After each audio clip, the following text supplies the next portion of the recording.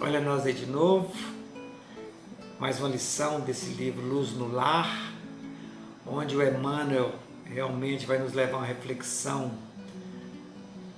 bem objetiva sobre a nossa reencarnação, sobre a importância da nossa vida, sobre os dois planos, né, da vida, que é o plano terrestre, o plano da pátria espiritual, e nos traz a refletir sobre nosso cotidiano e sobre também aquelas pessoas que a gente realmente estamos no convívio diário, nossos vizinhos, nossos amigos, e sempre nas lamentações, sem entender muito o que realmente acontece no dia a dia, nas próprias famílias. Então, essa lição é muito esclarecedora. A lição é 49, intitulada Em Casa. Inicia assim: ninguém foge à lei da reencarnação. O que seria a lei da reencarnação? São exatamente os problemas que nós vivemos no dia a dia. São as causas dos nossos problemas de um passado não muito distante, criado em uma outra oportunidade de encarnação, como pode ser também criada nessa própria encarnação que a gente tem, que nós estamos aqui. Então nós respondemos pelas nossas falhas, porque afinal de contas nós temos o livre-arbítrio e podemos escolher fazer o certo ou o errado. E com uma certeza, todas as nossas decisões nós responderemos por ela. O segundo item, ele disse assim: ontem atraiçoamos a confiança de um companheiro, induzindo-o à derrocada moral. Hoje, guardamo-lo na condição do parente difícil que nos pede sacrifício incessante. Então, a gente sempre tem um parente que realmente é mais difícil, mais complicado e que nós lamentamos demais e muitas vezes até perguntamos: será o que eu fiz para merecer tamanha dificuldade com a pessoa?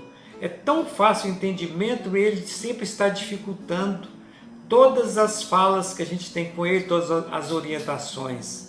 Então, não fica muito assustado não, porque realmente já tivemos outros encontros e porventura poderíamos ou podemos ter causado a esse indivíduo, a esse par, alguma dificuldade no passado, o qual hoje, em sua consciência espiritual, está registrado-lhe a dificuldade e ele realmente às vezes está inconsciente, dificulta a nossa caminhada.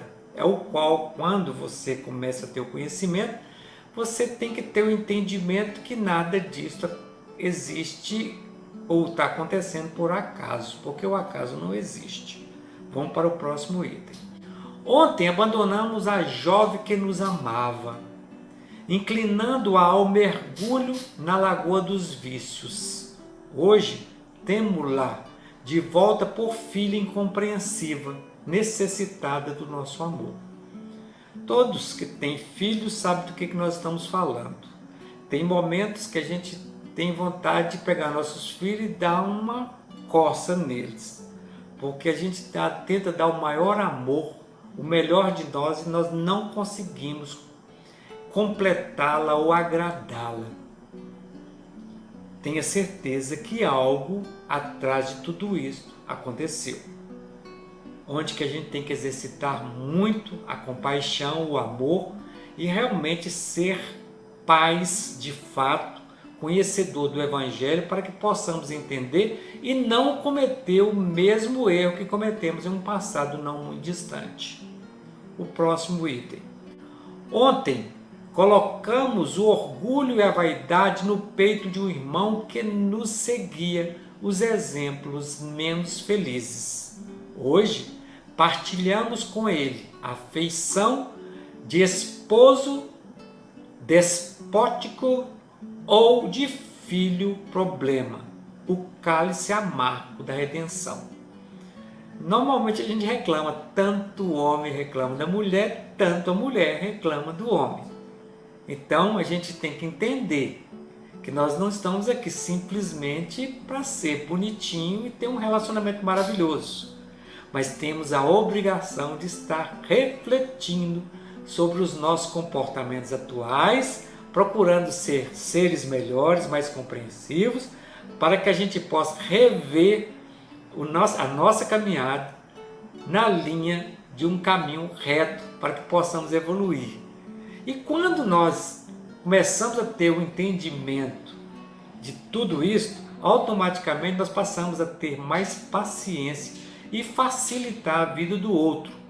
Consequentemente, nós podemos tirar alguns dos nossos filhos dos problemas maiores, consequência do nosso relacionamento.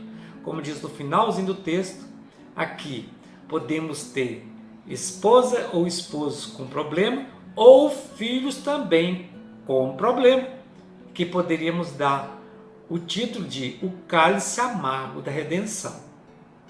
Vamos para o próximo item. Ontem, esquecemos compromissos veneráveis, arrastando alguém ao suicídio. Hoje, reencontramos esse mesmo alguém na pessoa de um filhinho, portador de moléstia irreversível, tutelando-lhe à custa de lágrimas o trabalho de reajuste. Não estou falando aqui, nem o texto quer dizer que todo mundo que tem um filho que tem algum problema irreversível, que ele está realmente cumprindo uma penalização de um passado.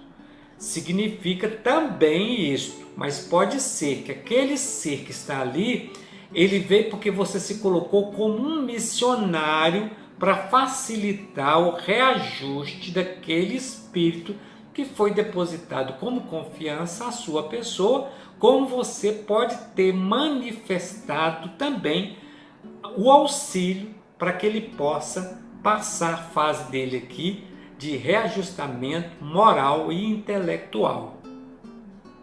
Ficou claro? Se não ficou, nós vamos para a próxima lição. Próximo item. Ontem, abandonamos a companheira inexperiente, a míngua de todo auxílio, situando-a nas garras da delinquência. Hoje, achamos-la ao nosso lado, na presença da esposa conturbada e doente, a exigir-nos a permanência no curso infatigável da tolerância. Essa é mais uma das que a gente convive demais. Então, é bom que a gente entenda que muitas vezes aquela pessoa que está do seu lado, ela quer até melhorar, mas não consegue. Por mais que você tente, ela estará sempre batendo na mesma tecla, tendo os distúrbios emocionais. Mas isso não são só as mulheres não, tá? Tanto mulheres quanto homens.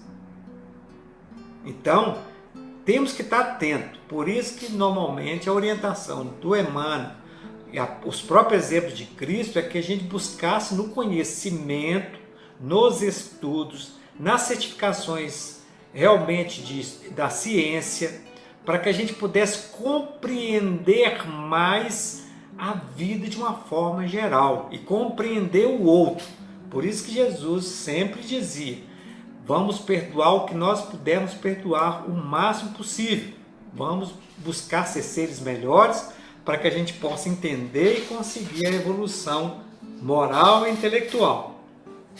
Quando eu falo de moral e intelectual, é porque os estudos nos mostram que as pessoas ou os espíritos só conseguem o equilíbrio realmente de espírito de luz quando ele consegue equilibrar a moral com o intelectual. Então essa é a grande diferença entre os seres. Dando sequência, ontem dilaceramos a alma sensível de pais afetuosos e devotados, sangrando-lhes o espírito, apunhaladas de ingratidão. Hoje, moramos no espinheiro em forma de lar, carregando fardos de angústia, a fim de aprender a plantar carinho e fidelidade.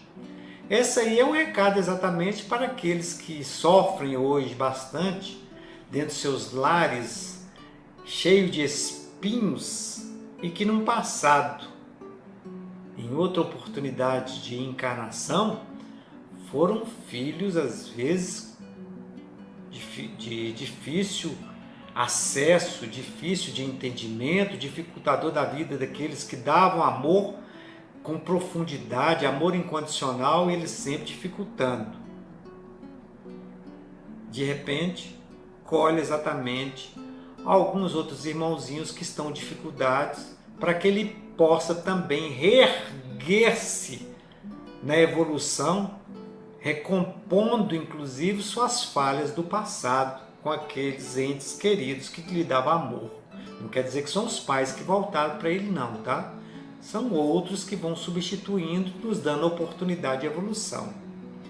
À frente de toda dificuldade, de toda prova, abençoa sempre e faze o que melhor que possas.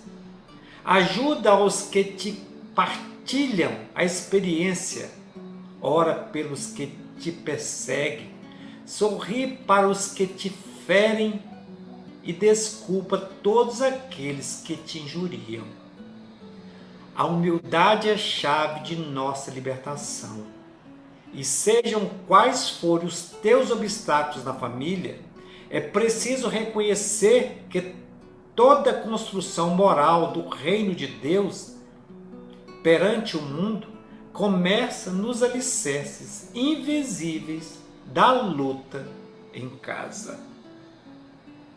Esse aí é onde que o livro iniciou falando do culto evangélico no lar, onde vem dando várias explicações, contando vários casos, várias experiências, nos mostrando a evolução espiritual, as dificuldades e as facilidades e como dificultar nossa vida no futuro. Então Emmanuel, nessa lição, ele nos traz essa mensagem maravilhosa, é uma mensagem de muita reflexão realmente, e que intitula, com muita simplicidade, assim, Em Casa, porque em casa é um núcleo onde inicia toda a evolução espiritual, onde os nossos karmas, se é que podemos chamar de karmas, realmente estão depositados de uma forma direta e objetiva, com responsabilidade e com facilitador e oportunidade de revermos nossos erros no passado e facilitar a nossa vida no futuro. Então, assim, muitas vezes a gente dá vontade realmente de chutar o pau da barraca. Então não é assim que funciona. Funciona é a evolução espiritual. Se a gente pegar como exemplo o próprio Cristo, quando ele veio aqui nos dar o exemplo, ele demonstrou, ele pregou 3 anos. 3 anos que ele pregou. E ele falou sempre, todas as pregações dele, plantando o amor. Plantando amor, humildade, fraternidade, paciência. Lembrando que se não desse conta nessa parte, que viria um outro logo depois que iria explicar e iria esclarecer. Se você vai na história de Paulo de Tarso também, a mesma história. Paulo de Tarso também passou por todas as dificuldades, tudo que poderia ser dificultado para a vida dele, porque ele conhecia os 2 lados da lei. Uma era o olho por olho, dente por dente, e depois, quando ele conheceu o Cristo, no caminho de Damasco, ele conheceu o Cristo e conheceu o tratamento totalmente oposto. Tanto que ele saiu do olho por olho, dente por dente, e passou a pregar realmente o amor. E para isso ele ficou 3 anos no deserto estudando toda a pregação de Cristo, porque ele não esteve com Cristo de uma forma direta. Ele veio anos após a partida de Cristo. Então, é muito importante que a gente esteja atento. Cuidar sempre do lar, em casa, na casa, tudo de si ali. Se quer mudar o mundo, que a gente mude realmente o nosso comportamento em nossas casas. Que possamos estudar amanhã a próxima lição e sempre lembrando, Deus no comando e Cristo nos exemplos.